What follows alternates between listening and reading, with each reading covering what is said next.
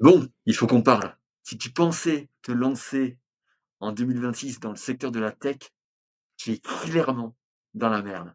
Et si je dis ça, c'est parce que j'étais auparavant dans le secteur de la tech, j'avais pourtant un bac+5 et malgré tous ces efforts, malgré aussi de l'expérience en alternance, je n'ai pas du tout aussi réussi à trouver de l'emploi. La raison pour laquelle c'est le cas, c'est parce que tu l'as vu et tu le ressens, c'est que le milieu de la tech et particulièrement le milieu, de la tech en ligne avec les SaaS et la tech en général, c'est devenu quelque chose de très saturé. Par exemple, avant, tu pouvais te tu pouvais te retrouver avec des compétences en business, en développement web et très bien faire ton pro. Donc par exemple avec du front-end en utilisant des technologies comme du React Native et de l'Angular et pourtant tu arrivais très bien à t'en sortir. Mais tu arrivais très bien à t'en sortir parce qu'il n'y avait pas de concurrence. C'était notamment comme tu as pu sans doute l'entendre via tes parents, lorsqu'ils, te disaient à la radio ça que le milieu de l'informatique recrutait beaucoup. C'est parce que oui, ça recrutait beaucoup, mais en 2017. Maintenant, on est en 2026 et regarde autour de toi, tous les gens sont en panique totale à cause de l'intelligence artificielle et même s'ils avaient pris auparavant des entreprises, sécures telles que Capgemini, qui maintenant, on le voit dans les infos, ils ont quand même licencié 2 500 personnes et pour te dire, ce n'est pas quelque chose de ponctuel parce que pour, travailler dans le secteur de la défense et dans, spécialement l'aéronautique, j'ai discuté énormément avec de personnes comme, comme une personne, on va l'appeler, G et cette personne-là avait fait, du coup, comme moi, 5 ans d'études. Elle avait fait beaucoup de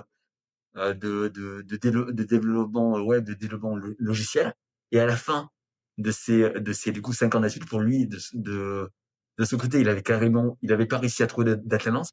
Du coup, il avait dû faire un prêt étudiant pour se financer les études et son logement. Et à la fin de ses 5 ans d'études, il a essayé de trouver de l'emploi. Et là, silence total. Il s'est retrouvé avec je sais pas combien exactement de dettes, mais silence total. Zéro entreprise qui voulait l'embaucher. Il avait beau faire des démarches, rien, nada. Du coup, dans un dans un sentiment de désespoir, il a dû retrouver un boulot chez Burger King. Il a fait ça pendant quasiment un an, juste pour pouvoir payer ses factures, pour pouvoir rembourser les intérêts de sa dette étudiante. Je sais pas vraiment le montant exact, mais j'imagine que ça doit être entre 30 000 et 50 000 euros pour payer le master et le bac+5 en entier. C'est parce qu'il y a juste beaucoup trop de concurrence dans le marché.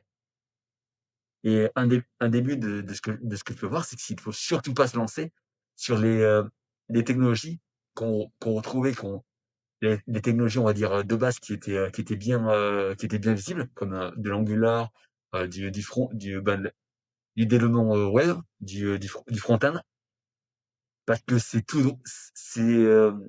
ces technologies-là nous amènent tout droit à la case chômage.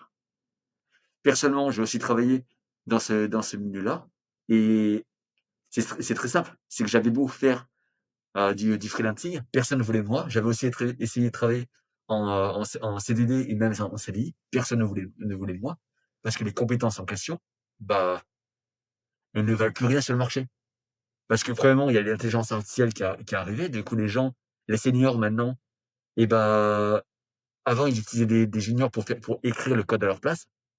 Maintenant, c'est plus le cas.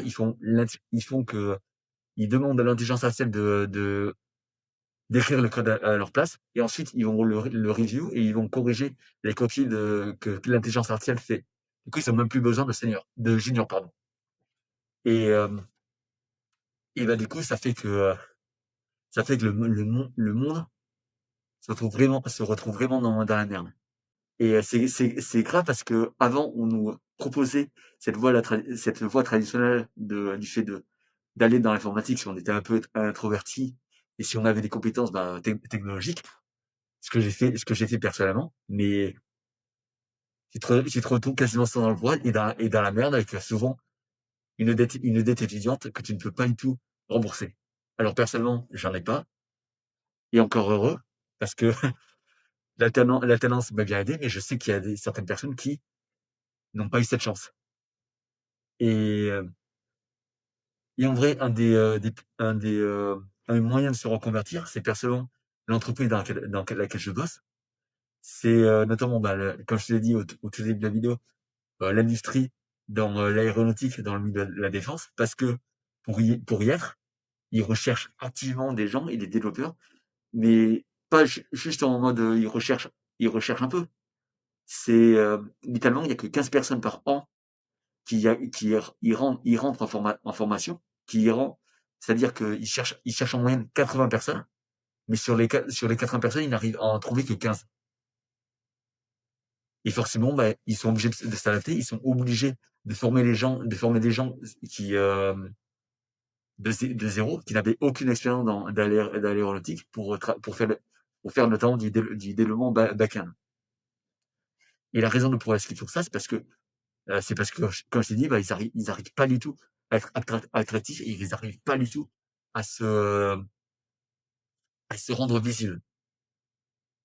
Et donc, bah, si tu es quelqu'un qui recherche plutôt un nouveau départ et surtout de pouvoir, bah, avoir un travail qui est sur le long terme et qui va te permettre en fait de pouvoir, développer des compétences pour peut-être, retrouver un autre taf, travail derrière peut-être dans le même secteur. Par exemple, de mon côté, il est pas rare que des gens font du genre entre 5 et 6 ans d'expérience et ensuite se barrent du coup de l'entreprise dans laquelle je travaille pour ensuite, travailler en freelance ou alors travailler chez des grosses boîtes comme Thales, comme Thales,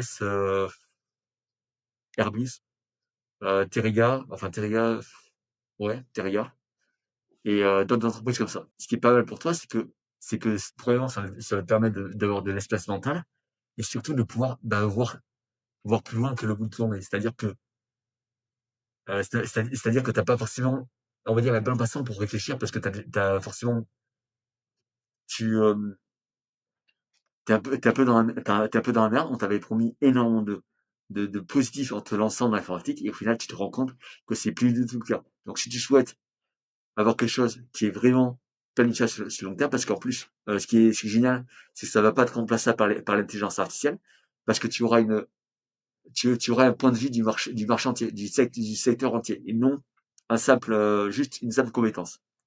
Tu seras vraiment unique sur le marché. C'est même pour ça qu'il y a beaucoup de gens qui, une fois qu'ils ont fait du couleur entre 5 et 6 ans, et ben, du coup, ils se barrent pour ensuite travailler dans des entreprises privées. Donc, si tu souhaites faire ça, personnellement, et bah, je t'invite grandement. Et si tu souhaites accélérer les choses, bah, parce que l'inconvénient du tas, c'est que forcément, tu as ce qu'on appelle une formation initiale qui n'a rien du tout à voir avec la formation de dev. Et donc, le gros inconvénient, c'est que bah, forcément, tu vas devoir faire du sport. Et surtout, bah, toi, de ton côté, tu n'as pas fait de sport depuis longtemps. On va pas se le cacher. Et si tu souhaites, bah, être qualifié afin de réussir ces épreuves-là, parce que c'est afin de réussir ces épreuves-là, et ben tout simplement, tu peux dire non, bon, prendre un appel avec moi. Et sur ce, moi, je te souhaite une très bonne journée et à très vite. Au revoir.